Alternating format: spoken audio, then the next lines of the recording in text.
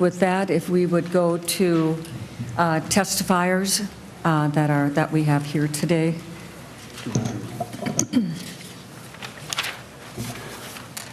Thank you, Senator Kiffmeyer. We do have, let's go to our testifiers. We'll do, like, first is Auditor Otto.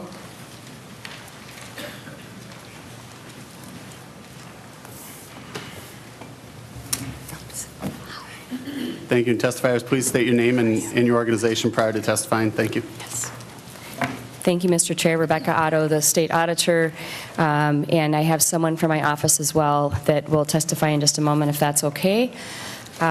So after reviewing the spreadsheet, I thought about where we are as a state today. We find ourselves in a strong position financially. We have over $1 billion surplus. I've seen bills this session that propose to increase local government aid, county program aids, funding for local streets, and more. And yet Senate File 605 cuts the Office of State Auditor, who oversees all those funds mentioned. Just high level, first we had requested a small amount of money for staff retention just to keep the staff we have to keep up with compensation adjustments and insurance, which we did not get. And that's just to allow us to get the work done that we're required to by law. On top of that, Senate File 605 provides for a 7.5% cut to each division in the office. The divisions are so small already that it becomes difficult to meet the demand of our services, issue timely, accurate annual finance reports on $20 million spent per year by our local governments. And these reports are needed by state agencies, by the legislature, and for the public for transparency and accountability. The bill requires the office to take a further reduction in budget by mandating that the office pay the 3 counties' legal fees that we are currently in litigation with. The Court of Appeals has our complaint under consideration, and we hope for a ruling by June 9th. And I do have a question on that in just a moment. It moves the Audit Division Enterprise Fund back into the General Fund, which won't have an impact on the state's General Fund. And then it provides for a 32% cut in the process to the Audit Division. We are currently in litigation on our authority to audit counties, and I'm hoping that we can respect and allow the courts to do their work. Just so you all understand, we have a request in right now from a township who needs an audit, and they cannot find a qualified firm to do the work. We have heard we have another one coming. We also have heard that we're probably going to have a petition audit coming in the near future. Citizens can petition us to audit any local government, and so we quite often get schools that we go in and do limited scope audits on. But it's a way for Minnesotans to hold their government accountable. A cut of this size and putting us back in the general fund will not allow our office to flex our staff to accommodate these unexpected audit requests. Further, the bill has requirements that tie my hands. It appears that I'm being penalized for honoring the oath I swore to support the Constitution and litigating on behalf of the people to stop the gutting of a constitutional office.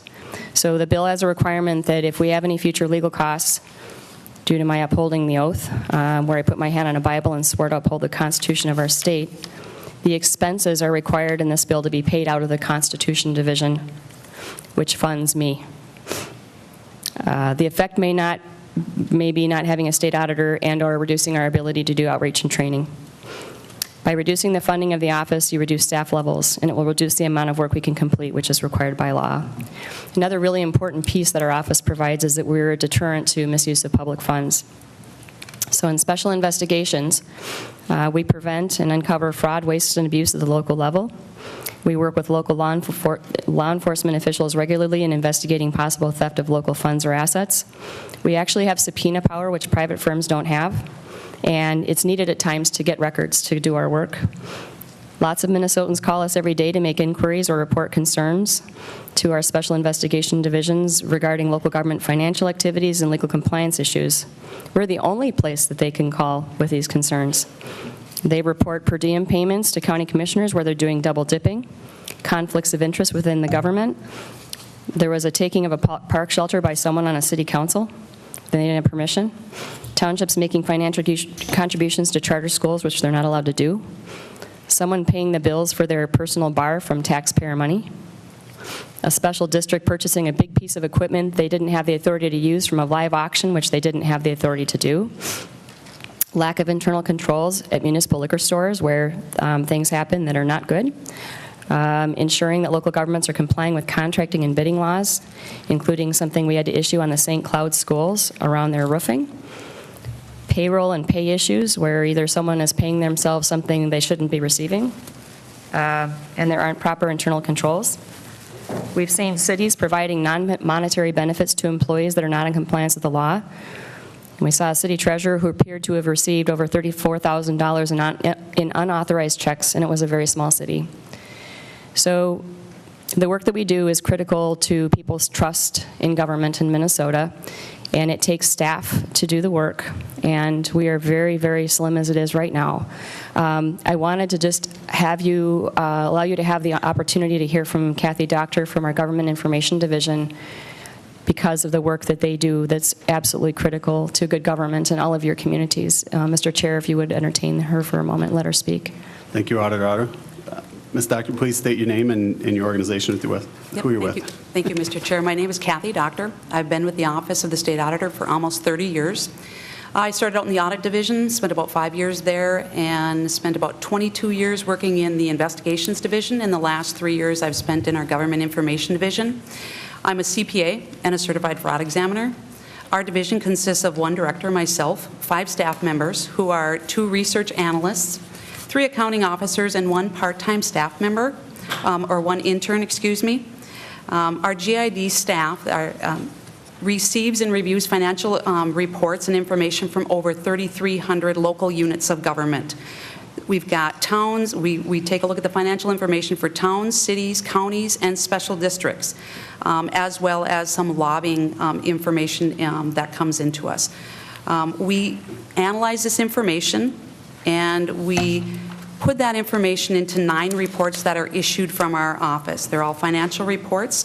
We work very hard to make sure that these reports are issued on a timely basis, and they are accessible to the public, and that they are as accurate as possible. Not only do we review the financial information from all of these entities coming in, we also have created a program called CTAS, which stands for City and Town Accounting System. This is a small accounting software package, very similar to what a business would be using. It's very similar to a QuickBooks Pro or QuickBooks. The CTAS program helps local governments put all their financial information into a computer system. We have over 1,400 entities using the CTAS program and over 2,800 CTAS users. There are 50% of the entities represented by these committee members that are utilizing our CTAS program at this time. Our GID staff provides CTAS beginner and advanced training throughout the year. 2 weeks out of the year, we assist the Minnesota Association of Townships and travel with them throughout the state to provide beginner and advanced CTAS training. Last summer, we were able to touch 320 users. We also provide new clerk and treasurer training along with the League of Minnesota Cities. Anytime we have new clerks and treasurers, we'll go over and train them on what reports are due to our office, when they're due, and some background information on our CTAS program. In addition to reviewing, receiving, and analyzing financial information and putting it in our reports, we also receive emails and phone calls. Last year, we received over 6,000 emails and phone calls through our general email accounts, and that doesn't include our own individual email accounts. Some of the challenges that we're facing right now is that some entities continuously do not report. Last year, we had 95 towns that did not report. We continue to work with the Minnesota Association of Townships to get all the towns to report. We, as State Auditor Otto had noted, we've got entities that are calling us to provide audits that are required by law, and they're unable to locate CPA firms or entities that will assist them in providing those audits. We have nonprofit organizations that are government-related that have contacted our office asking to purchase the CTAS program, and currently we do not have the staff to accommodate that. So I don't know with the financial reporting and compliance and enforcement that we do if cutting our budget is in the best interest of the state of Minnesota. That's up to you, but we do a lot in our division. We work really hard, and we try to bring the best financial information to light for the public and the state of Minnesota and the citizens. Thank you. Thank you, Ms. Deck. Auditor Otto? Mr. Chair, so there's another one piece. We certify the cities for their local government aid. We certify volunteer fire relief associations for their fire state aid. And I want to congratulate Senator Kiffmeyer.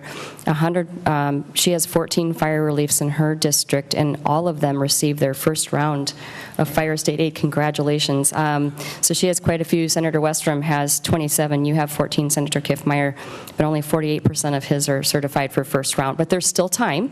And so I think everyone on the committee actually has volunteer fire relief associations, and so this is to pay them a service pension, but our office makes sure that they're handling those funds properly. And there's been a few times where they haven't, but when it comes to public money, we're there to make sure that funds are handled properly. I do have a question on the way this bill is drafted as well in terms of our work. So it's telling us exactly where the money is going by division and restricting it to those divisions only and directing how we can spend money on other future things. I do have a question. It requires that we pay the legal fees of the counties we're currently in litigation with, but I'm not sure which division that would be paid out of. It doesn't direct us. So where would that come from, and how would that impact our work? Senator Kiffmeyer? Thank you, Mr. Chair. We will take a look at that and see if we need to add language to help clarify that. Thank you, Senator Kiffmeyer. Auditor Otto? Yeah, Mr. Chair, because it's hard for me to testify if I don't know where I'm required to take that, if it has to come from all divisions, or if it just doesn't allow for a state auditor to be in a position to serve Minnesotans as required by law. So I am respectfully requesting that you reconsider the 32% cut to the audit division and the 7.5% cut to the other divisions, and no staff retention, which gets added on top of that, and the requirement to pay legal bills, which I understand it's over $100,000. One newspaper reported it was $1 million the county has spent. I hope it's not that much, but perhaps now that they know that the state's going to pick up the tab, the attorneys aren't necessarily going to be as disciplined because they think it's an open checkbook. Thank you, Auditor Otto. Thank you, Ms. Doctor. So next testimonies from Mr. Franz. Mr. Chair, there may be other testifiers here. Oh, yeah, we'll make a request. Thank you. So.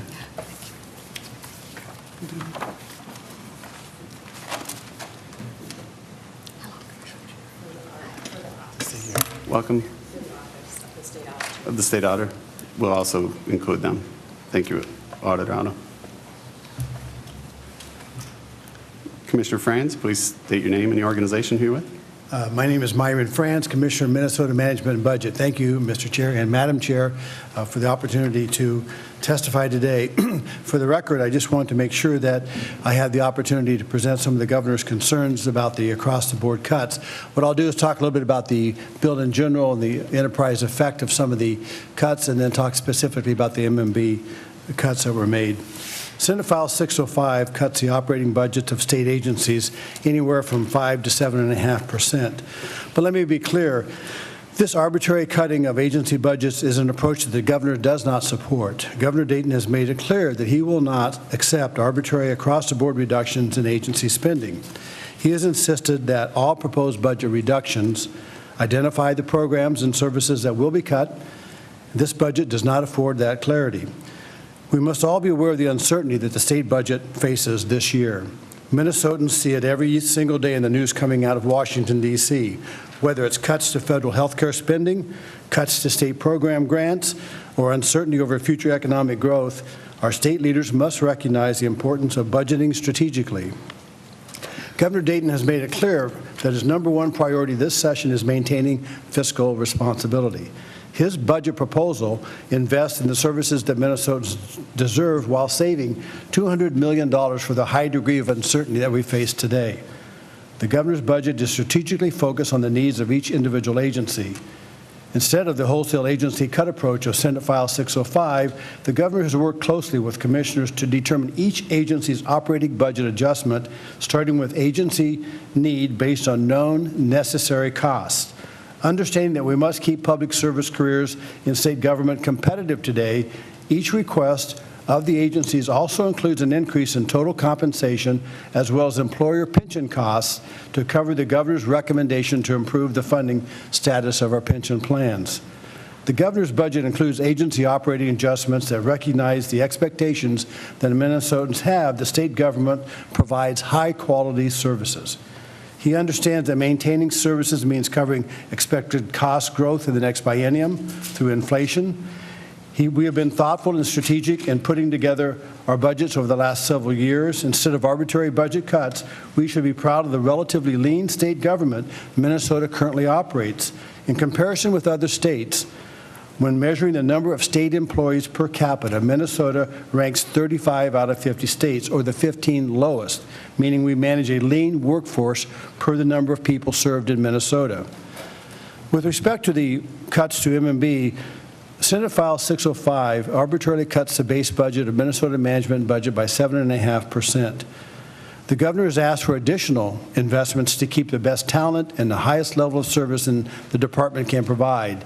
Senate File 605 actually cuts the governor's proposed budget by 15% without including the SWIFT IT upgrade and the IT program for talent management. But under the cuts of the committee's budget proposal, M&B will be forced to reduce the quality of services and cut critical employees. For context, a 7.5% budget cut to M&B is the equivalent of eliminating our entire debt management team, our entire economic analysis team, and half of our budget staff. These employees are responsible for the sale and issuance of state bonds, calculation and analysis of the biennial state economic forecast that the legislature and the state relies upon, the preparation, coordination, and execution of the biennial and supplemental operating budgets, and the annual preparation, coordination, and execution of the capital budget. Governor Dayton requested that all legislative proposals to cut agency budgets identify the programs and services to be eliminated. In considering the reduction of M&B's base budget by 7.5%, I believe the committee must consider the M&B's role in the operation of state government and the increasing demands that we see for critical services. As M&B Commissioner, I am the state's Chief Financial Officer, the Chief Accounting Officer, the State Controller, the Chief Human Resource Officer, and the Chief Negotiator for collective bargaining on behalf of the state for our employee bargaining units.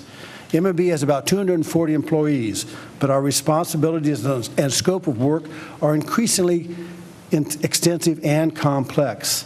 The number of employees at M&B is at its lowest point in the past 10 years.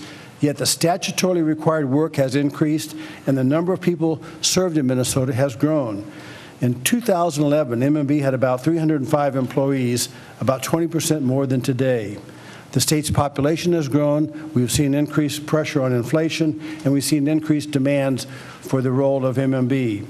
We serve the people of Minnesota, about 55,000 state employees, over 100 state agencies, boards, commissions, and businesses that work with the state, including the Minnesota State Colleges and Universities, the University of Minnesota, the governor, the judicial branch, and the legislature.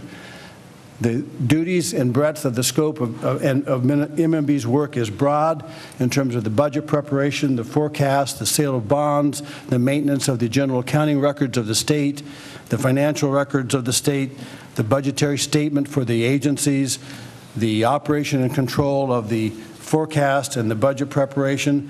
But in addition, the human resource operations, we issue 55,000 paychecks every 2 weeks, of which 99% are direct deposits. But I think it's important to realize where we've been in the last several years. Since the beginning of Governor Dayton's administration, we've accomplished several noteworthy adjustments. And it's our intention to build on these successes with the governor's proposed increases to M&B. As you know, we've turned the state's financial situation around. Instead of a $6 billion deficit we're facing, we have a $1.65 billion surplus. We've improved our fiscal management, and we were recently upgraded to AAA last summer for our bond rating.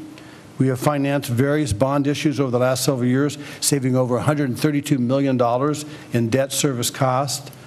We've implemented new Pew MacArthur Results First initiatives, which really promote using evidence-based decision-making for policy decision-makers.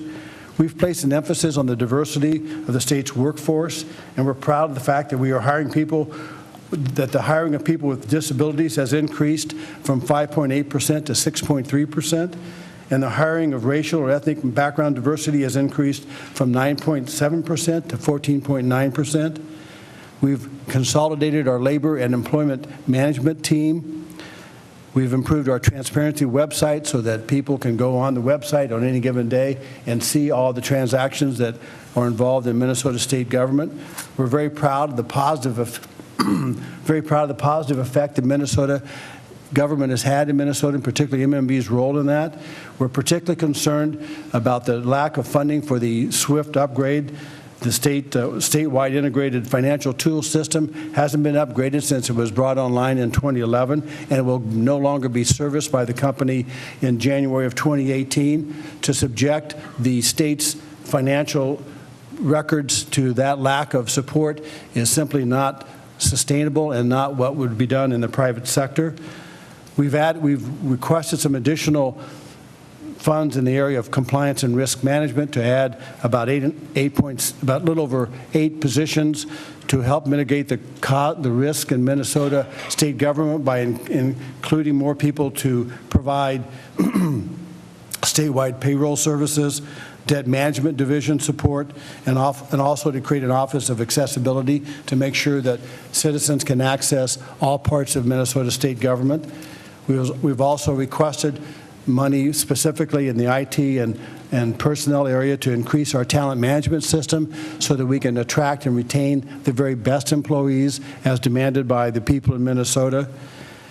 But finally, I would like to end on a note of positive support for Chair Kiffmeyer's bill, and that is in the gain sharing area. I appreciate Chair Kiffmeyer's willingness to work with Deputy Commissioner Edward Hudson and make some changes to that section of the bill that we think provide the opportunity for us to go forward and deliver on the proposals that Chair Kiffmeyer has proposed in that bill. But on that note, I have to say in conclusion that we're concerned about the funds that are available for Minnesota management budget as well as the other agencies in this bill area. I know more commissioners will come to testify, but I'm happy to take any questions if you have any. Thank you, Commissioner Franz. I think we're going to do testimony first for all the others. Okay. Sure. Thank you. Okay, thank you. Thank you, Madam Chair. Next, we have Commissioner Massman. Massman. Please state your name and the organization you're with. Thank you. Good afternoon. Good afternoon, Mr. Chair, Madam Chair. I had to check myself. Is it morning or afternoon? I appreciate the opportunity to testify on Senate File 605 this afternoon and share concerns that we have and talk about the governor's budget recommendations. Mr. Chair and committee members, the state of Minnesota is in the strongest financial position that it has been in well over a decade. The February state budget forecast revealed a $1.65 billion surplus, a structurally balanced budget, and the largest cash and budget reserves on record. Our state's strong financial position did not just happen. It is the result of a robust Minnesota economy, educated and productive workforce, smart public investments, and sound state fiscal management under Governor Dayton's leadership. Independent observers such as financial rating agencies, Governing Magazine, U.S. News and World Report, to name just a few in the past year, have all rated Minnesota as an extremely well-run state. Now is the time for us to remain committed to sound fiscal management and to strengthen, not diminish, the programs and practices that make Minnesota one of the best-run states in the country. Governor Dayton's budget recommendations continue sound public policy with a budget that is structurally balanced while making modest investments to continue and strengthen efficient and effective public services. Senate File 605 jeopardizes Minnesota's sound management by returning to a budgeting strategy that equates cost savings with efficiency, which I believe are not the same thing, and equates less spending with better government. Overall, Senate File 605 reflects a 27.2% cut to Governor Dayton's recommended operating budget for the Department of Administration and a disproportionately large 18.1% reduction to admin's general fund operating budget. This bill, if enacted, would eliminate at least 26 employees or 30% of admin's general fund workforce. Such actions are not only unwarranted given the $1.65 billion surplus, but also, I believe, undermine the long-term budget stability and sound fiscal management of the state by failing to provide critical IT and other prudent investments aimed at helping state government run better and at a lower cost. As a result of 605, I'll give you a few examples. The state spends about $2.5 billion for goods and services annually. The governor recommends $10 million to bring information technology systems and processes that we use to facilitate those purchasing decisions more in line with other states and private sector purchasing. Minnesotans expect an Amazon experience while we are delivering something akin to a Montgomery Ward mail order catalog by relying on at least 40 unique IT subsystems across state government, hard copy state contracts with no built-in protocol to control maverick spending of state contracts, or limited automatic routine approval and routing for financial processes and approval throughout the procurement system. And we do not accurately capture the state spend data necessary to leverage the best possible prices for goods and services. Another example, Census 2020 is now underway. It's underway right now, and the time is now to provide the necessary technical support to maximize Minnesota's census count and the likelihood that Minnesota maintains 8 congressional districts. Further, the state loses an estimated $1,400 in federal funds per year per person for each Minnesotan not counted. Those are funds paid by Minnesota taxpayers that do not come back to support our residents and our communities if we undercount our population. Failing to fund Governor Dayton's recommended operating budget adjustment will eliminate 7 staff positions and result in less oversight of state construction projects, less oversight of state purchasing contracts and state agency purchasing decisions, and less in negotiated state contract savings, and even less assistance for data practice laws and demographic data, even though Minnesotans have been requesting us to provide more expertise in that area, not less. There are other negative impacts to not funding Governor Dayton's operating budget recommendations. An example, even though the paint has literally not yet dried on the Capitol restoration and some scaffolding is not yet down, this budget means that the state will once again be on a path of inadequately staffing and maintaining the state capitol, the Minnesota Senate building, the state office building, even though taxpayers have invested $400 million, over $400 million in those 3 buildings in the past 4 years. And I believe these actions will increase the state's exposure to risks and liabilities of personnel and financial practices of small agencies, boards, and commissions that may put the state at greater financial risk. The base budget cuts contained in 605 are contradictory to the notion that government should operate more like a business, and I believe would decrease rather than improve government efficiency. Many of the proposed cuts were put in place by previous administrations and continued by Governor Dayton specifically to improve government outcomes and save money. For example, Senate File 605 would eliminate the Office of Grants Management while proposing admin administer nearly $3 million annually in state grants without any administrative funding to do so, including 2 new grants. The office was created as a result of an Office of Legislative Auditor program evaluation of grants to nonprofit organizations because of a fragmented system of the past that resulted in considerable variation in the quality of grants management across state agencies, putting the state at greater risk of financial loss due to misspending of state grants, inadequate controls, or less than optimal grant outcomes. At a mere $130,000 per year, even if a handful of grants across state government are better managed as a result of the Office of Grants Management, then this is money well spent. Further, eliminating all of the funding while maintaining the statutory requirements of Minnesota Statutes 16B.97 and 98 leaves the impression that the state has a centralized system for promoting best practices in grants management, even though there will be no staff to carry out those duties. Another example, Senate File 605 eliminates the Office of Continuous Improvement, formerly known as LEAN. This office was established in 2007 as part of Governor Palente's Drive to Excellence initiative and has been continued. We've partnered with and been supported by prominent Minnesota companies in our efforts to improve services and reduce costs. This small team of 3 has trained more than 10,900 state, city, county, and school district staff in improvement tools and methods, conducted specialized training for more than 3,700 state managers and supervisors, and facilitated more than 500 improvement projects with virtually every state agency and board.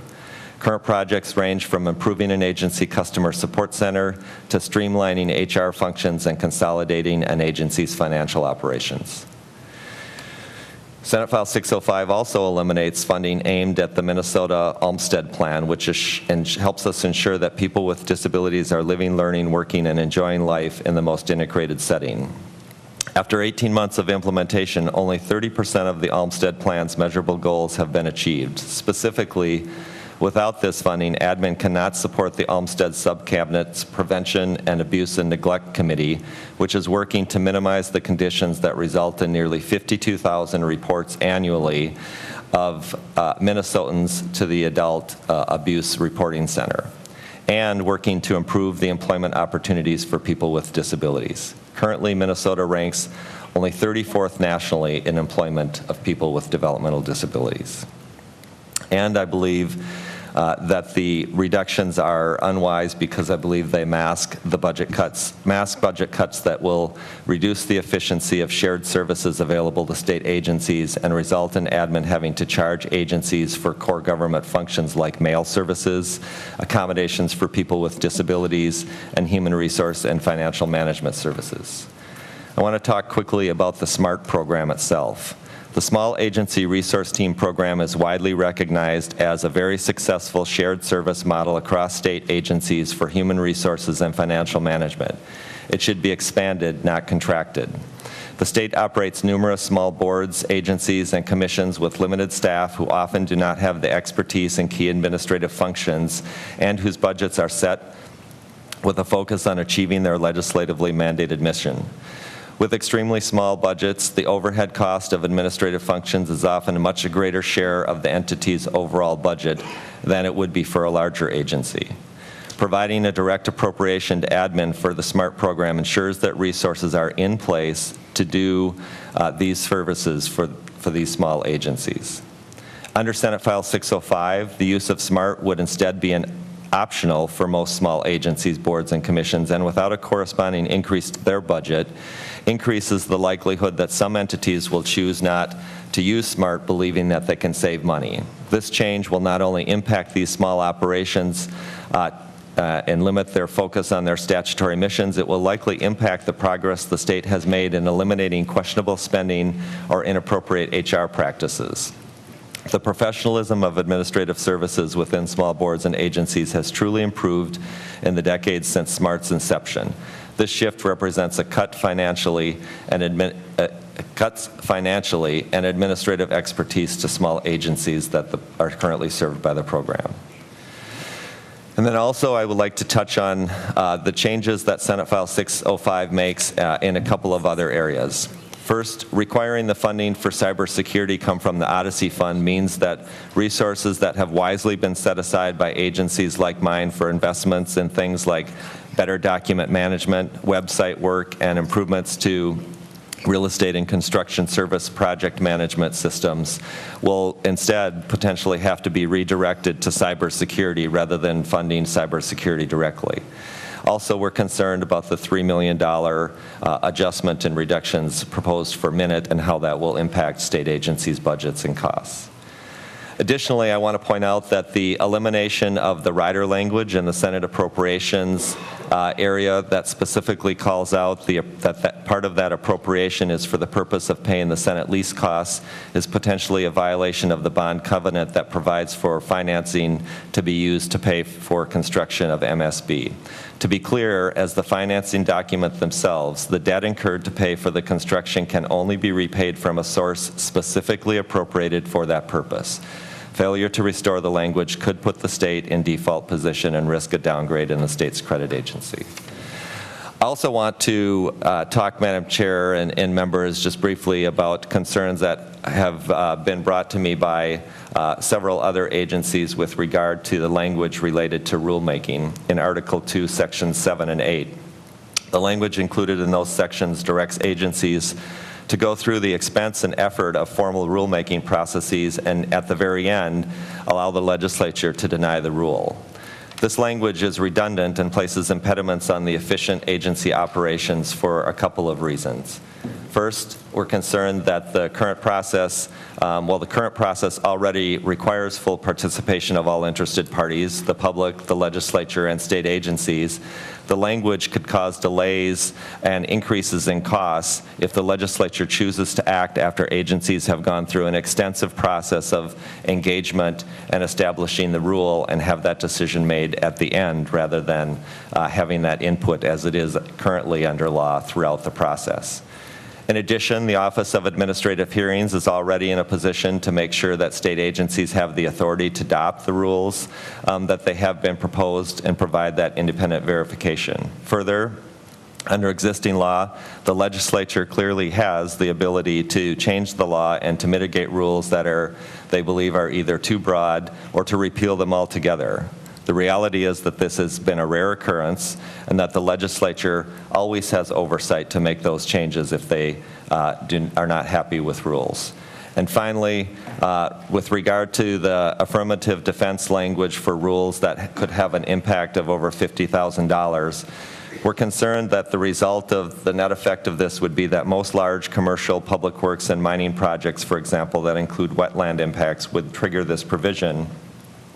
While the net result would impact that small projects, think of your homeowner with a driveway, a backyard deck, would end up being regulated, while larger projects would essentially all fall over that threshold and become unregulated. We're concerned that that is unworkable and obviously a bad idea from a regulatory standpoint. Finally, Mr. Chair and members, I just want to, in closing, I say that, I encourage you to continue. I look forward to continuing to work with you, Madam Chair, and with the committee on this legislation and the budget for the Department of Administration and other agencies moving forward. I strongly encourage you to continue the state's track record of sound fiscal management by recommending and fully funding the governor's budget recommendations, and I'm happy to stand for any questions. Thank you, Mr. Mossman. I think we'll have our next speaker. Mr. LeClaire.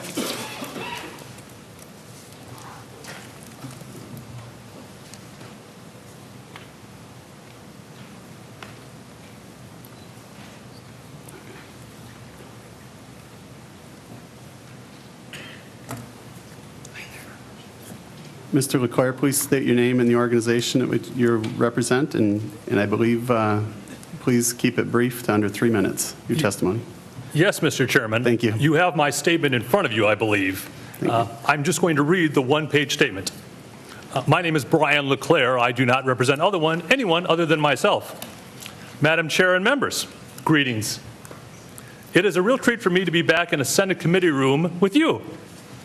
As a quick aside, Madam Chair, I should tell you that I was poring over some old papers in my study the other day and came across my 2002 election certificate, signed, of course, by you. It is a most treasured possession. Let's be honest. Line 1.26 of the A2 amendment appropriates money for a legislative pay raise. You have chosen not to say that explicitly, but everyone here knows what that $64 million will eventually do. And when Senate File 605 is given its third reading on the Senate floor, and you vote on final passage, you will be voting, each of you will be voting to fund a pay raise for yourselves. With all due respect, I must say that I am disappointed in this decision. Very disappointed. I never thought I would see the day that my former caucus tried, either overtly or covertly, to appropriate money for their own pay raise. This is not the Senate caucus that I used to know. It doesn't have to be this way. you can vote to not fund this legislative pay raise. Your Article 11 powers, as spelled out in our state constitution, to appropriate money are fully intact. You can use those powers to appropriate money, and you can use those powers to not appropriate money. I urge you to give this matter a very careful second thought and to vote no after third reading. I should also tell you about a little news that may be coming out of the Attorney General's office next month. Some of your colleagues are claiming that A, you are somehow obligated to fund this pay raise, and B, this matter is inevitably heading towards litigation in the courts. I believe that both claims are false and erroneous. Earlier today, I hand-delivered a letter to the Attorney General's office in room 102 of the state capitol, respectfully asking her to issue a formal opinion on these matters. I have confidence that she will provide a needed dose of clarity to you prior to third reading and final passage. And even if she doesn't, please let me leave you with a closing thought. Even if this matter is constitutionally confusing, many in the grassroots are desperately hoping that you don't choose to simply roll over and turn on the giant government spending machine. Please, with respect, don't roll over. Please, with respect, don't turn on the giant government spending machine to fund your own pay raise. Please, with respect, stand up for the people and defund this pay raise. Thank you. Thank you very much. Next speaker is Eric Newman. Sorry.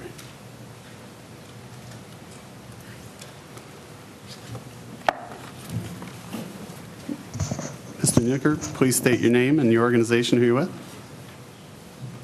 Mr. Chair and members, my name is Eric Nooker and I work for the Minnesota Department of Agriculture, but I'm here representing myself and not the department.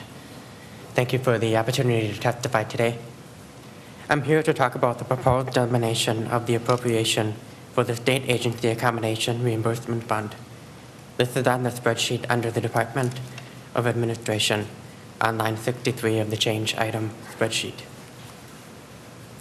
Eliminating the funding for the State Agency Accommodation Reimbursement Fund would move the state in the wrong direction. I urge you to reinstate this funding, and if nothing else, to please add to it. The Agency Accommodation Reimbursement Fund was created into law 2 years ago. We are still appreciative of Senator Westrom for being a co-author on this piece of legislation. As you all know, the state is facing a wave of retirements in the coming years and will need to entice more Minnesotans to participate in the workforce. And so this pool could include Minnesotans with disabilities. To back up a little, an accommodations fund is a fund housed at a central agency, in this case, the Department of Administration, in which state agencies tap into to pay for accommodations for job applicants, and employees with disabilities. This could fund things like special desks, screen reading softwares, even sign language interpreters. It removes disincentives for hiring managers to hire people with disabilities. They might be thinking in the back of their minds, how are they going to pay for these accommodations out of their division budgets?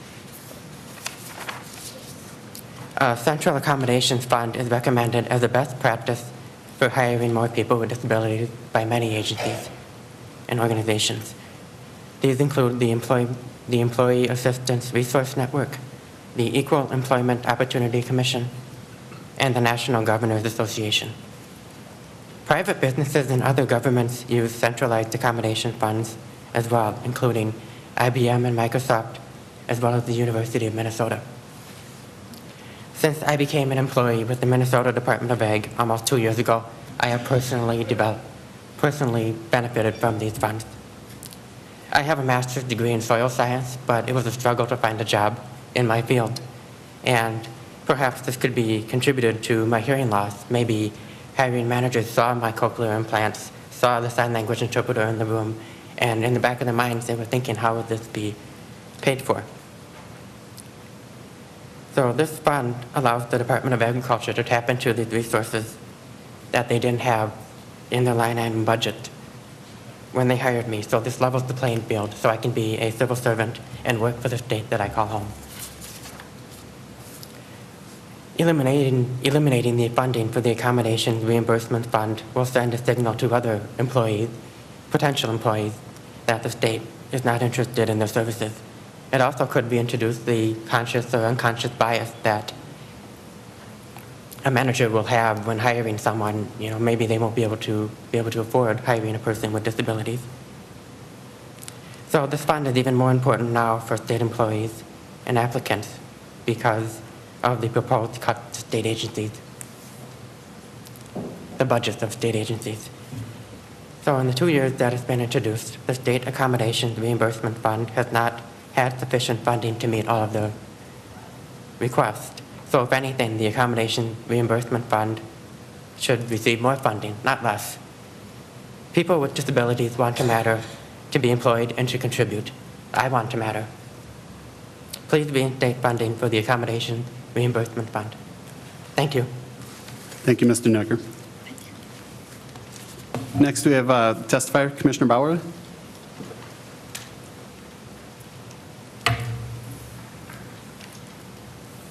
Commissioner, please state your name and your organization for the record. Good afternoon, Mr. Chairman and Madam Chairman and members of the committee. For the record, my name is Cynthia Bowerly.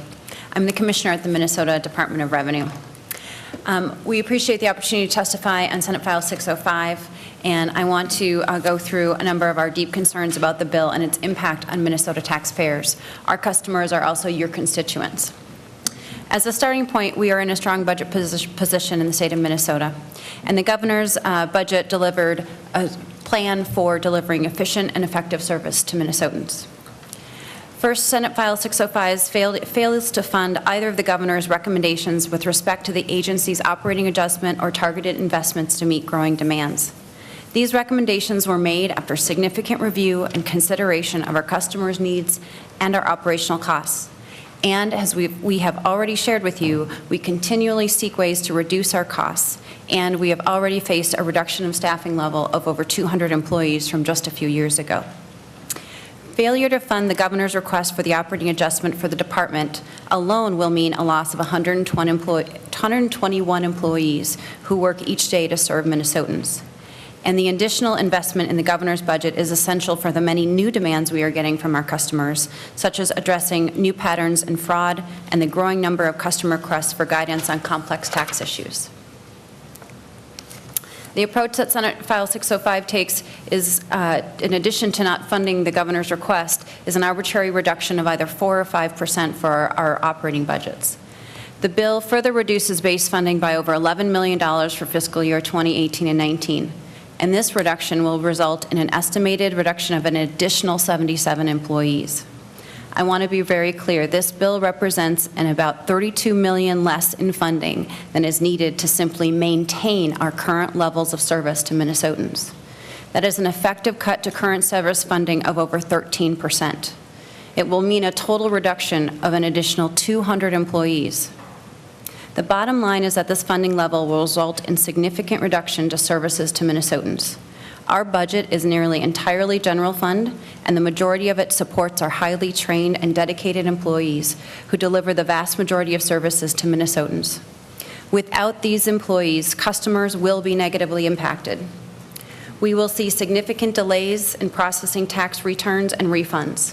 2.9 million Minnesotans will file individual income tax returns, and about 1.7 will be looking for refunds. They will wait a very long time under this proposal. 800,000 Minnesotans file property tax refunds. They will wait a very long time under this proposal. This proposal will diminish our capacity to provide the legislature with revenue analysis and other information that you use and rely on when you discuss your proposals. It will result in reductions in timely guidance for taxpayers through fact sheets, industry guides, revenue notices, and other outreach and education. This will mean that it will be challenging for small businesses to get the guidance and information that right now they get with many of our online and in-person courses, and we will not be able to meet the demand from complex businesses for more complicated tax guidance.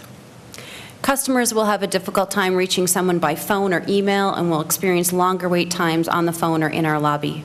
There will be a greater risk of criminals using private identity to steal taxpayer refunds. We have worked hard over the past few years to ensure that criminals are not stealing refunds. And with the increase in the victims of the W-2 and other phishing scams, there is more work to do, not less, in this area.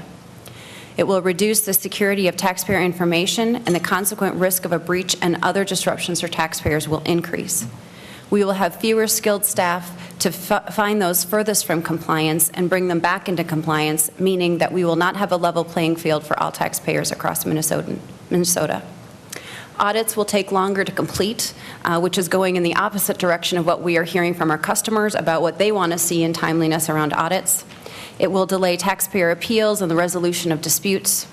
And it will reduce service levels to local property tax assessors and the oversight that we provide to them, which will increase inequities in local valuation assessments. We anticipate that your constituents and our customers will be very dissatisfied with these results. Next, members of our committee, as we shared with you in our presentation on the governor's recommendation, failure to fund both outreach services and audit and collection work can have a negative impact on the revenue stream. Agency budget reductions of this magnitude will result in a loss of at least $35 million of general fund revenue. This is because past budget pressures have already significantly reduced our audit and collection staff over the last 2 biennia, and we are basically at that tipping point. Past staff reductions in combination with the well-publicized reduction in federal audit capacity, on which we depend for a significant portion of our state compliance work, will translate to lower revenue collections. In addition to the cuts, the Senate File 605 appropriates funds to multiple department activities instead of our 2 programs, tax administration and debt collection. We are concerned about this change because it will reduce our ability to focus resources where they are most needed, depending upon the current circumstances. For example, when the fraud problem hit the agency in 2015, we moved some of our most seasoned tax specialists from one activity to another. We moved people who were in one division to others to help mitigate the impact on taxpayers so that we could continue to process those refunds while taking the time we needed to make sure criminals were not getting at those refunds. If we had received our appropriations as contemplated in this bill, we would not have been able to make those adjustments.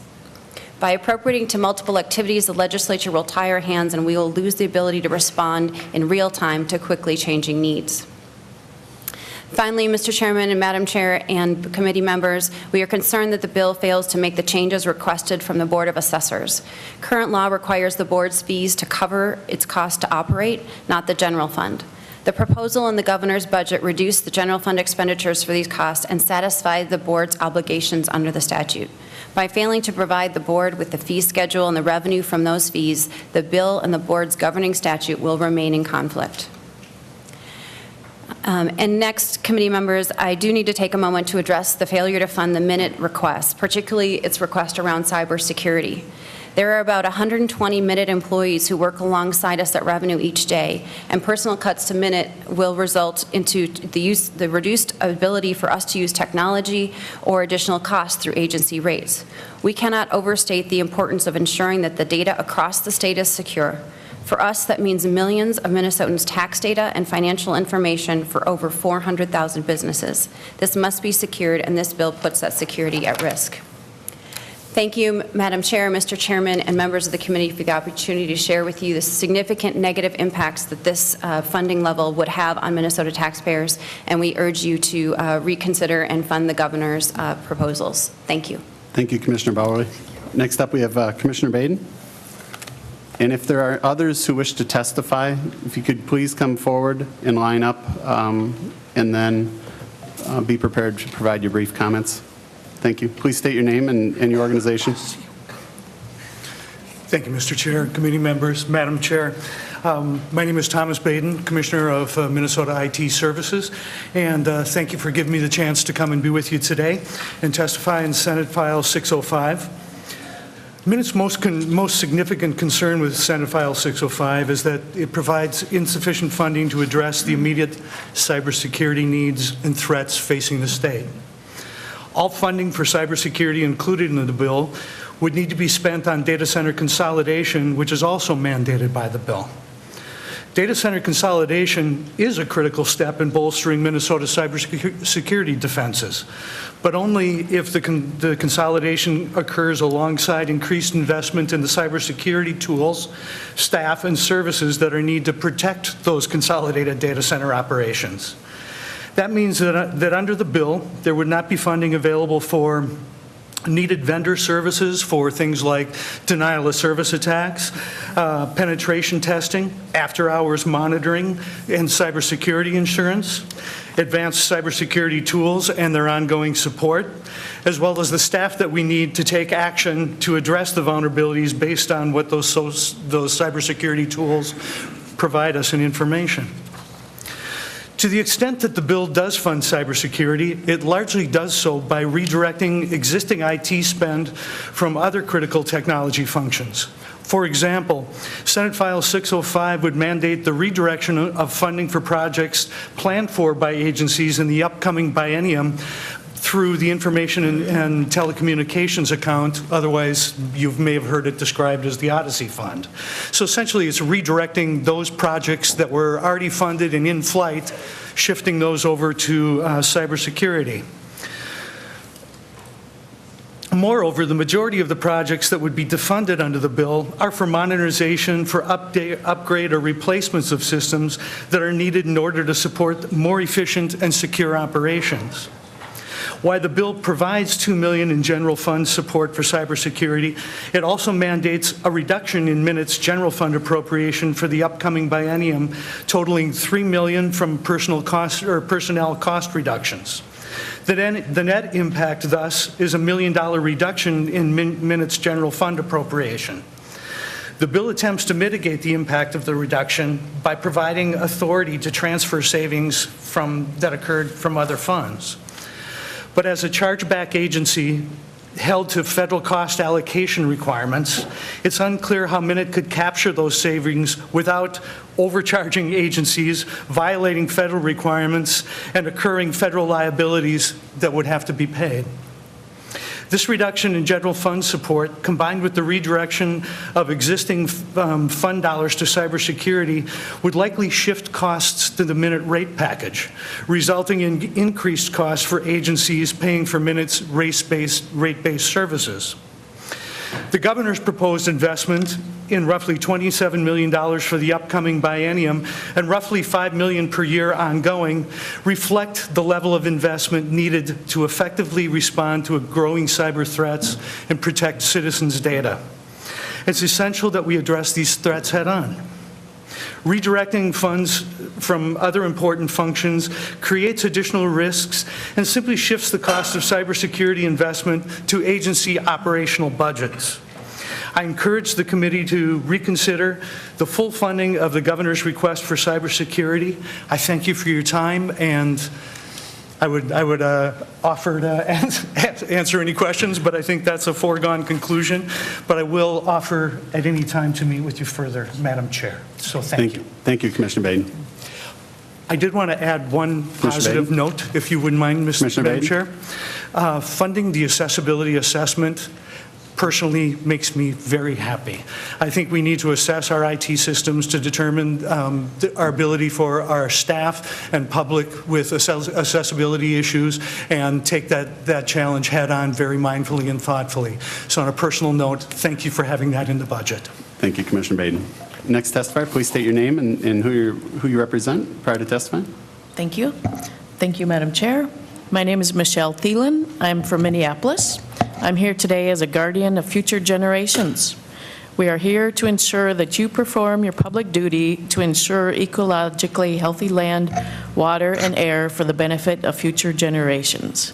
We protect what we deem most important, our children, your children, and future generations of grandchildren. The people and the planet need public officials to be the trustee or guardian, a moral force for our public health and well-being. This signifies to your constituents that their quality of life is more critical than anything else. When the economy and spending cuts become more of a focus than the health of the environment, we become concerned.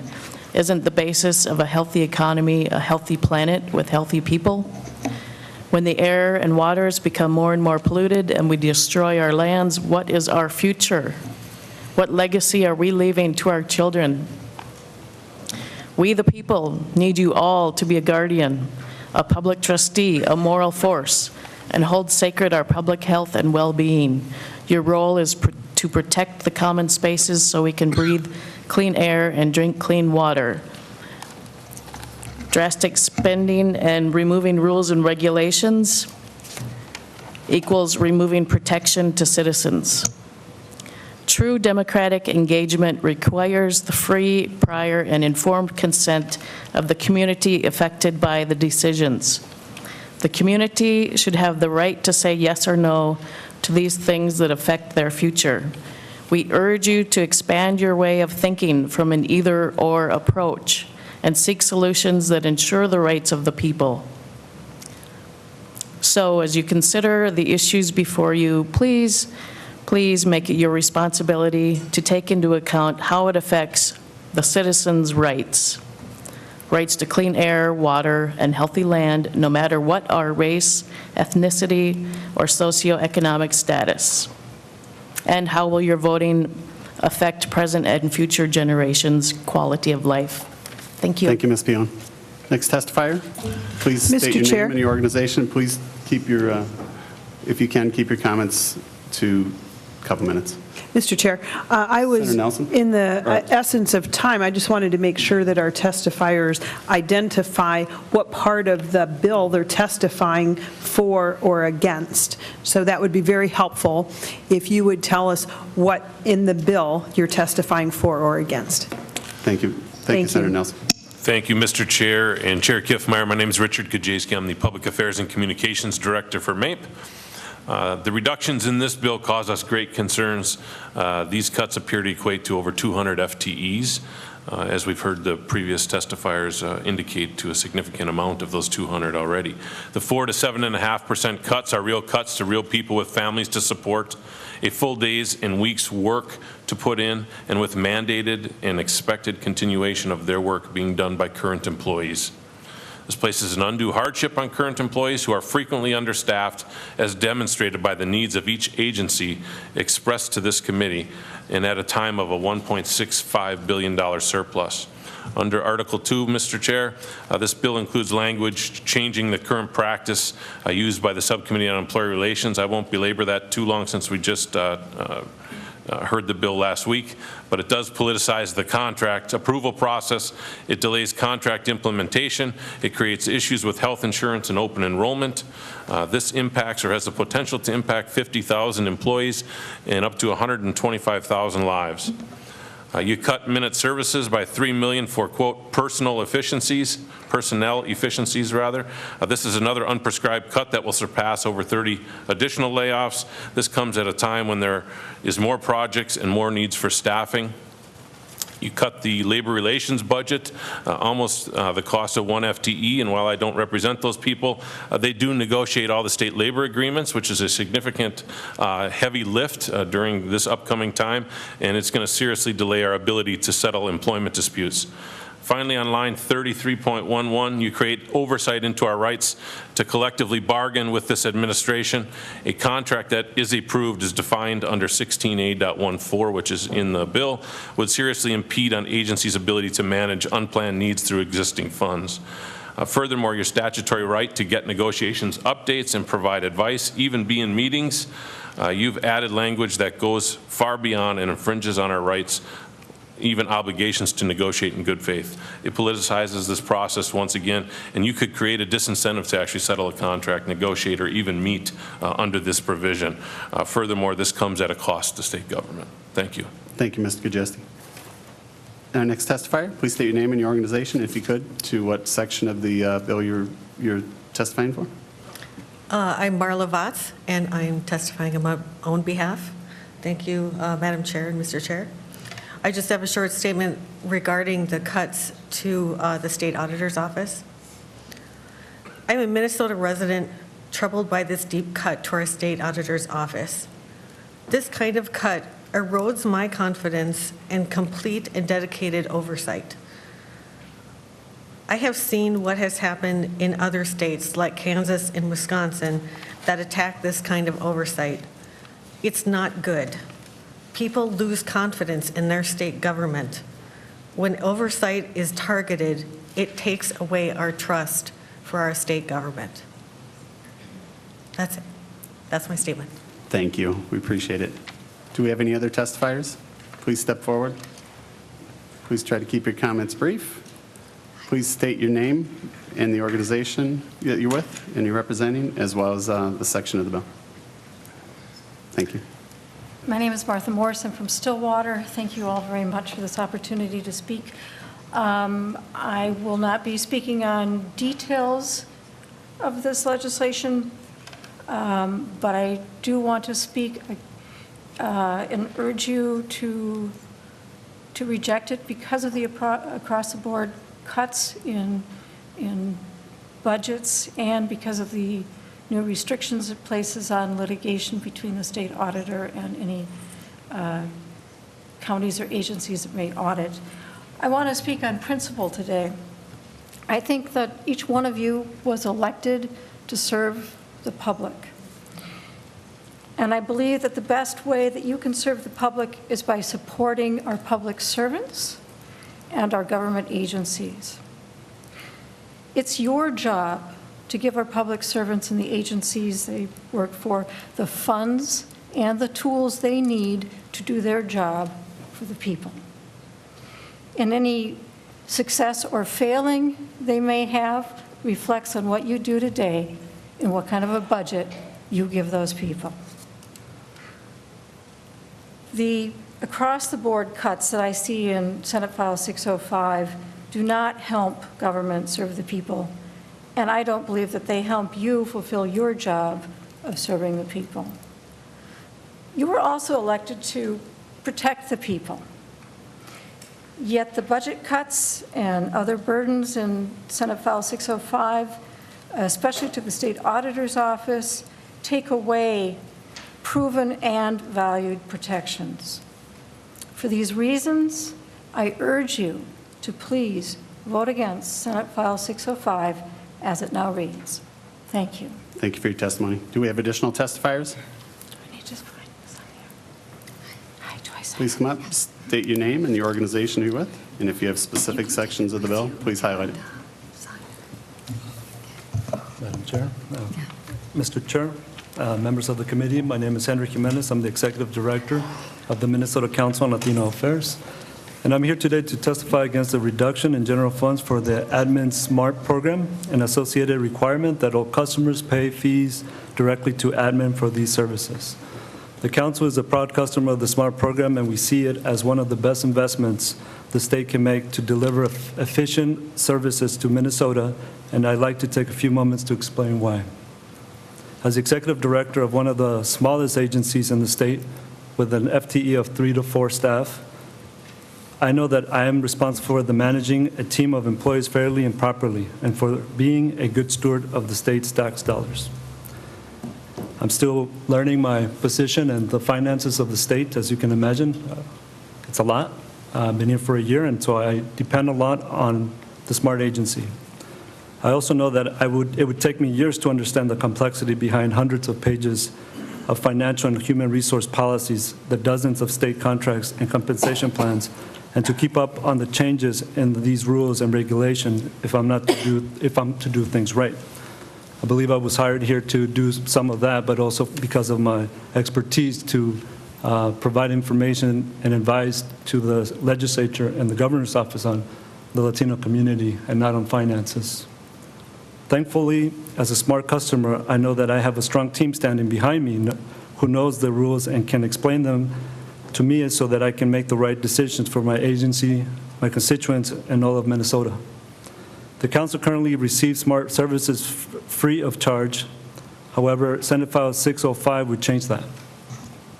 Our current base budget is $386,000. But we see about a $45,000 to $50,000 cut to that based on the SMART reductions, because that's how much it would cost from us to pay for those services. And with that $386,000 or those 3 to 4 FTEs, we try our best to provide that information to you and the governor's office. The council is required by law to receive SMART services. If this legislation passes as written, adding the requirement that we pay for the SMART services without also providing us the resources to make those payments, our budget will in essence be cut. We will have fewer resources and less time to devote to our core mission of representing Minnesota Latino community in front of the legislature and to the governor's office. We will have fewer resources and less time. I ask you to reconsider the shift in funding of SMART services. I ask you to continue general fund support not only for my agency and the people we are here to serve, but for the other 10 small agencies supported by this appropriation. Without it, the state will see poor outcomes for the targeted communities you and the legislator created our small agencies to serve. And in closing, I just want to say that our entire team at the Minnesota Council on Latino Affairs is proud to do this work. But I can tell you that as an executive director, for me to continue to have to work, I don't remember the last time I had a 40-hour work week. I know a lot of you don't have a 40-hour work week either. But it's not sustainable, and the more cuts we have, the more somebody else has to do, which means the more I will have to do. There's only so many hours in the day. Thank you. Thank you, Mr. Jimenez. Mr. Chair, Please state your name and your organization.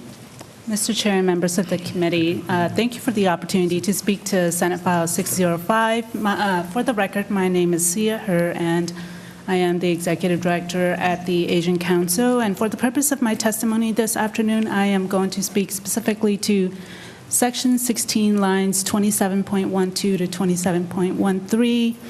This is pertaining to the SMART agency and the small agencies that are the ethnic council. So I'll just add a few pieces to what my colleague Henry Jimenez has already said. I've met with all of you with the exception of Senator Newman, and I believe in my meetings with each of you, I've shared with you that even if my council, the Asian Council, were to experience 0 cuts to our base budget, even if we were to experience no cuts to our base budget, we would have to minimize the hours of one of our 4 FTEs down to 25 hours. And though that may seem a pretty small change, it is a significant change to an agency with an annual budget of $364,000 that at best, when fully staffed, is 4 FTEs. In addition, I would remind you that the change to this existing statute would directly have a significant impact on the ethnic council simply because, well, not simply, but because in the 2015 legislature, you restructured the ethnic councils, and one of those key provisions in the new enabling statute calls for the Department of Admin to provide a 4-hour-long training to the boards at the ethnic councils within the first 6 months of a new board member's time. That's a significant amount of time on the part of the Department of Admin, and if that were to be charged to the ethnic councils, I can't imagine what kind of a financial impact that will be. So, in conclusion, I would say that any strategy that you adopt as an attempt to cut the budgets of any of the ethnic councils would have a significant and dramatic impact on our ability and our capacity to carry out our statutory roles and to deliver on the statutory duties that have been assigned to us. At a time when the state of Minnesota is attempting to address disparities across the board, at a time when we are seeing disparities in key areas such as education and housing and employment, the state cannot afford to cut or to diminish any of the ethnic council's ability and capacity to assist it in this very, very important process that we know as the legislative, as a policy-making process. And so on behalf of my colleagues at the ethnic councils, on behalf of my board, I urge you to reconsider this decision what I just shared with you is just a projection of the kind of impact that this decision will make. In reality, I expect that the impacts will be worse than what Henry and Dr. Porter and I had the ability to even depict for you today. So thank you so much. Thank you, Ms. Herr. Next testifier, please state your name and the organization you're with. Good afternoon, Mr. Chair and members of the committee. I'm Louis Porter, Executive Director of the Council for Minnesotans of African Heritage, and I just want to add and say amen to what my colleagues have said. I can't tell you how much we are helped by smart administration, human resources, and finance. Each week they come through for us. Human resources, administration, and finance are complex and ever-changing and intricate, and we are already called to do more with less budget, less staff, and we try to stretch and make good use and be good stewards of those resources that we have. This would really impact our ability to create and would create further stress for us and hurt our ability to serve the people of African heritage in Minnesota. So I just ask that you not take this action and continue to support us in doing this very important work. Thank you. Thank you, Mr. Porter. Is there anyone else to provide testimony? Please come forward. Please state your name and who you represent.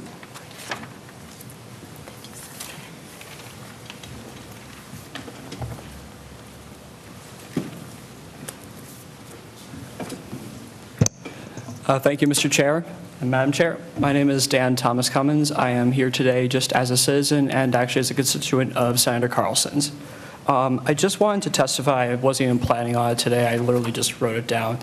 I just wanted to basically respond to the things that Mr. LeClaire has said and to perhaps add an additional angle to this debate on the legislative pay raise that's been happening, because we've been hearing a lot about these different arguments around it. Of course, we're all aware. Thomas Cummins, the legislative raises are not in this particular bill. Sure, they're specifically to line 1.26 of the A2 amendment. They're not. It is not in this bill. So, do you have testimony for this particular bill?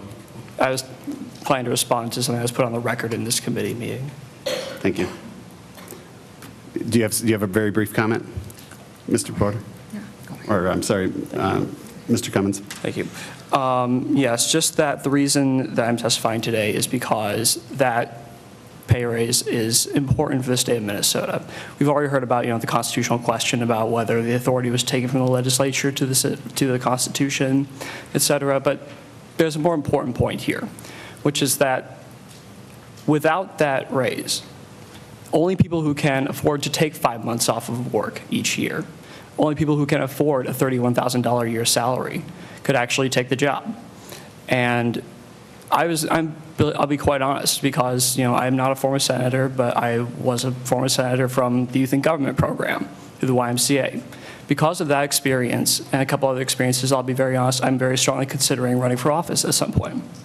The only reason I'm able to do that is because I came from a well-off home, a home that was well provided for, where I don't have to worry about where my next meal is coming from. But the fact is that there are too many Minnesotans for whom that is the reality, for whom they have to worry about those things. And having to take 5 months off the year is simply not practical in that. And why should my voice be any more important than theirs? They're Minnesotans too. At the end of the day, the most we can do, or the more we can do to open this wonderful enterprise, this wonderful honor, up to more Minnesotans, is what we should be doing as a legislature, and is, I think, our responsibility as the state of Minnesota to afford the opportunity to as many citizens as possible. So that was the point I wanted to make. Thank you, Mr. Chair. Thank you, Mr. Cummins. So with that, do we have any further testifiers? And just for those in the audience, you can also submit your testimony in written form as well. With no further testimony, so we're open for discussion. Senator Westrom. Mr. Chair, to one of the later testifiers, I forget her name, but she offered a suggestion that I was wondering if she could just offer a little more insight and about the 2015 legislature and the requirement for training that they now have to do, and if they had to pay for it, it would cost them extra money. I'm just wondering if she could answer the question about Mr. Westrom, a little more details or on that. Senator Westrom, I believe that was see her, and I don't believe I see, oh, there she is. Ms. Herr? Ms. Herr, could you come up and, Ms. Herr, could you provide the information for Senator Westrom? Mr. Chair and Senator Westrom, I will do my best. So it's my understanding that one of the latter lines, 27.13, I believe, changes the word may to must, which means that the services that the Department of Admin, and in this case, SMART, within admin provides to the councils will have to reimburse the SMART team for. And so what I was trying to say in referencing Section 4 of Minnesota Statute 15.0145 is that, in addition to all of these services that SMART is already providing us with, if we were to add that board training to it, that would exponentially increase the amount that we would have to reimburse to the Department of Admin, and that would have a serious impact on our financial capacity to do anything else. Thank you, Mr. Chair. Senator Westrom? Ms. Herr, can you expand a little bit on the training that you said you now have to offer? And I guess what I'm wondering is if what could be done to not have you incur that expense that you say was put on in 2015 for you? Senator Westrom, we also have Commissioner Mossman here who could provide additional information. Mr. Mossman. Thank you, Mr. Senator Chair, and Senator Matt Mossman, Commissioner of Administration. So this is services that the Department of Administration provides, and I would, the requirement to provide this training stemmed from changes that the legislature made to the structure of the ethnic councils a couple years ago and put in place. And as part of that, there is a requirement that the Department of Administration provide regular training opportunities for the new board members as they come on board. So it's not a one-time thing.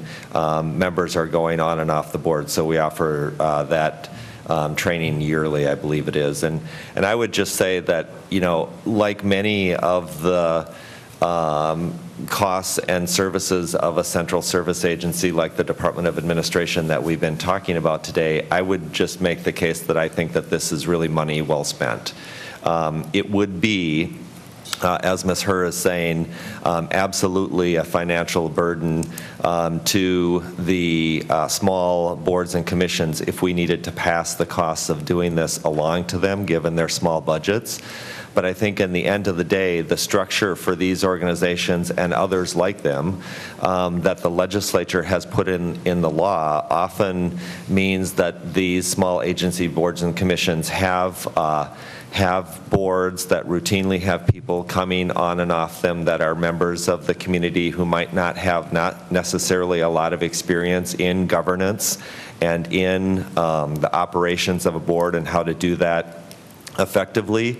And the way you have those structures laid out in statute relies on and expects that board members be fully aware of their fiduciary responsibilities and do an effective job of leading those organizations. And this training really helps, in my opinion, is actually a good idea and is something that we're moving towards trying to be able to do not just for the boards of the ethnic councils, but for all boards and commissions. So, Mr. Chair and Commissioner, Senator Westrom, what happened prior to 2 years ago before the new legislation you referred to passed? Mr. Chair. Mr. Chair, I could make some comments on this also. Senator Lane. Thank you, Mr. Chair. I actually initiated the reform of the three ethnic councils a couple years ago after having served on one of the boards and saw the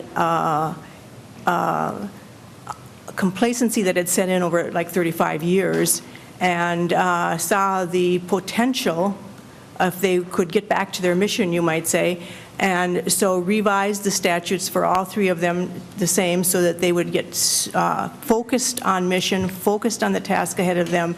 And one part of that was to make sure that the boards, as they came in, understood state government. They weren't just coming in in name only to, oh, I'm appointed by the governor to serve on this a particular place, but they came and could get the training to understand the legalities and the responsibilities of serving on a board having to do with state government. They would hire employees. They needed to understand what that meant. They were responsible for those employers. They were responsible to us. They were a board that carried that responsibility, and we had to make sure they understood it. It was, as Commissioner Masman said, money well spent to say that every time there were new board members, they needed to take this 4-hour training, which was actually an extremely good program. And I respect that Commissioner Masman has said that he has now discovered that that's something that other boards should have too. So yes, they have this responsibility. We need it. And it is something that we can't ask these councils that are already under-resourced to pay for. Mr. Chair. Ms. Sir?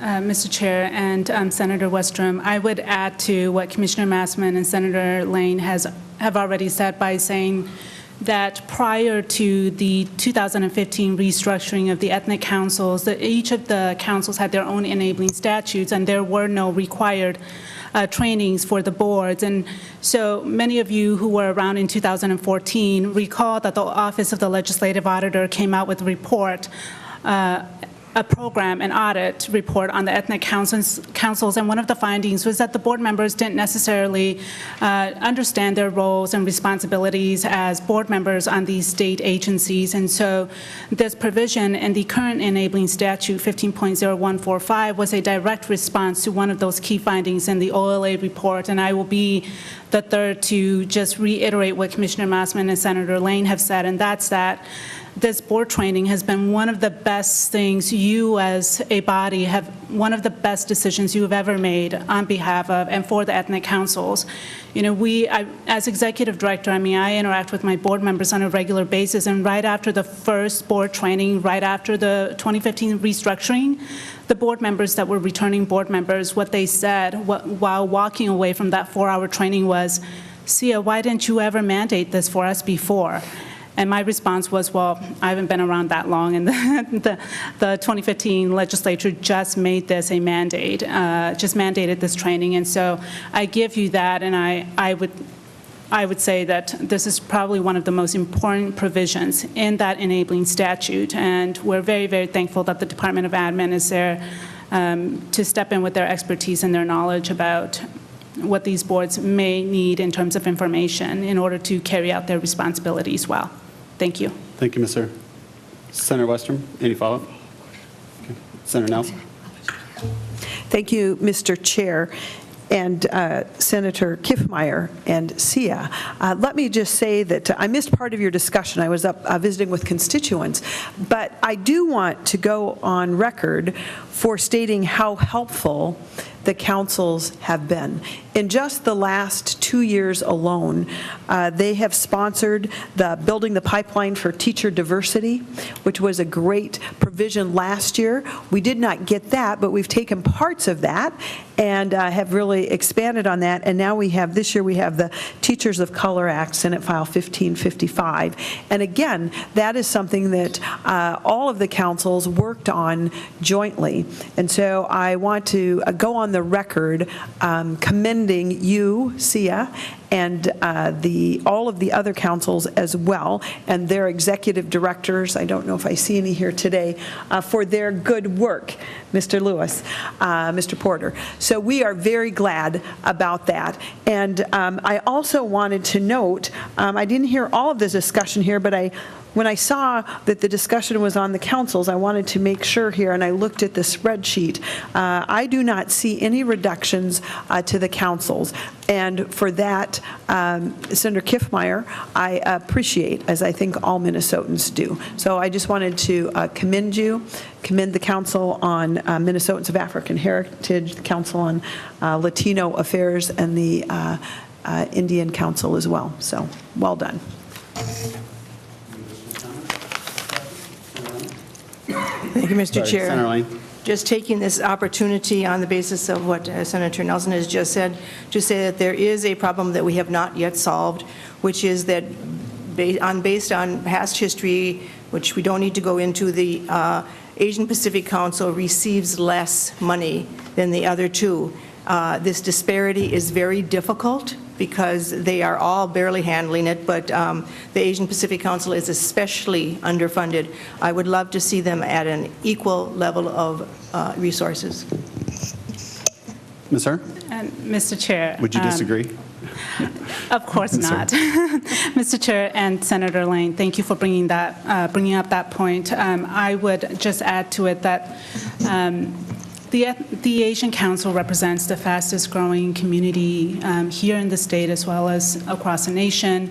It has been said that we are the most diverse community. We know that we represent a community consisting of communities of Minnesotans descended from more than 40 nations. And so, that seems like a pretty simple statement I just made, but it encapsulates a whole world of complexities that if in a different scenario, if we were to have a more comparable budget, we could do a whole lot more. And so I leave you with that, and thank you so much for your time today. And I would also add to Senator Nelson's note that Senator Kiffmeyer, we are all very appreciative of the fact that you are recommending our base budgets when you have recommended that there be cuts to other state agencies. And so thank you so much for the recognition on your part for the work and the contributions that we have made to state government.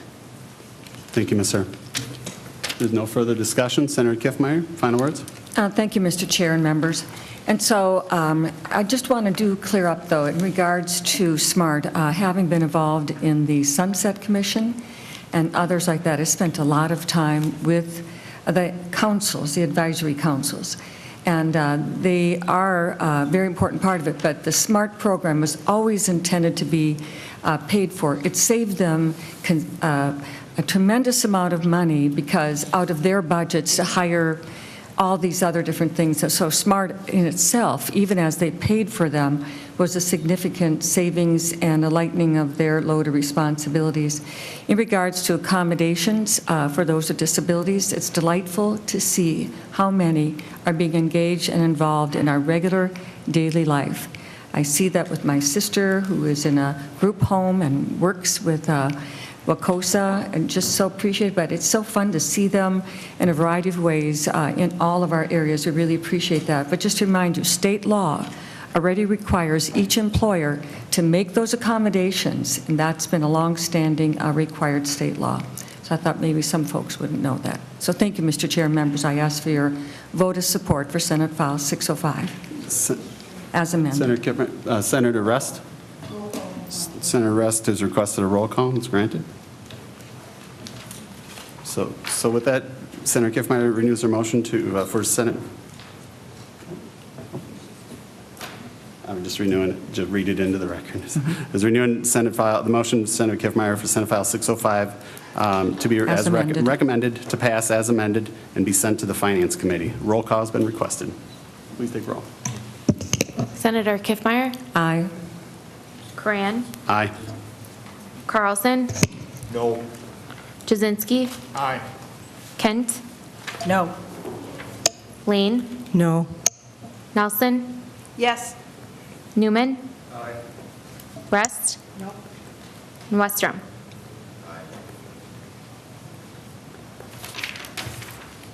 Motion passes on a 6-4 vote.